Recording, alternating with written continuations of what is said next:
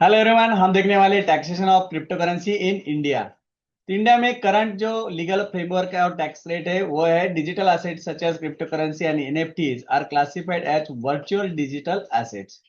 तो बीडीए के अंडर आता है और under section A 47A and tax under section 115 BBH of income tax act 1961।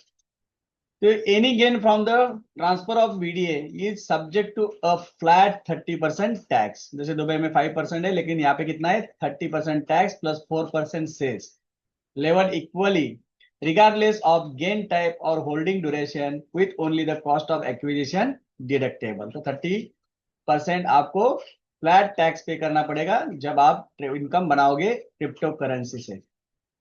तो tax deducted at source TDS, तो 1% आपका टीडीएस जाएगा under section 194 is applicable on every crypto transaction exceeding 10,000 in a financial year. तो 50,000 of a business और trading entities.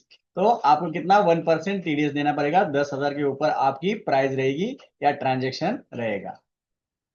साथ साथ आपने देखा रिपोर्टिंग एंड आईटीआर फाइलिंग। तो इसका जो रिपोर्टिंग है आईटीआर का, तो crypto related income must be reported in schedule VDA in the ITR.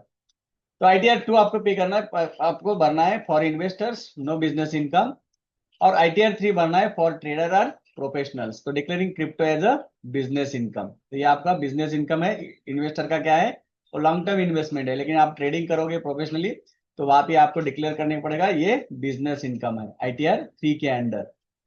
उसके साथ साथ फाइलिंग डेडलाइन जैसे हमें FY 24-25 मतलब एनुअल ईयर 25-26 के लिए आपको नॉर्मल रिटर्न्स आपको जुलाई 31 के पहले भरना है।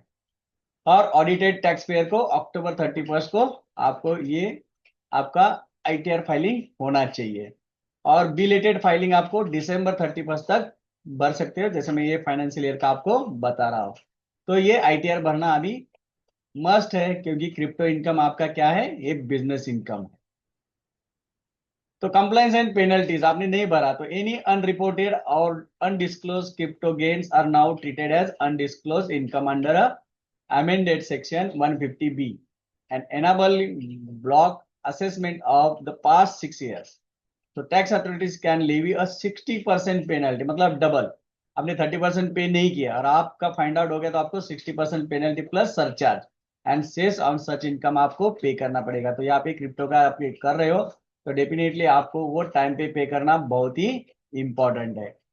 An exchange must now report detailed transaction data, coin, timestamps, amounts to tax authorities under section 285 BBA effectively February 1, 2025। तो एक्सचेंज को भी रिपोर्ट करना पड़ता है डिटेल ट्रांजेक्शन आपका टू टैक्स ऑथोरिटीज। तो कोई भी आप छुपा नहीं सकते आपका कोई भी ट्रांजेक्शन। Thank you.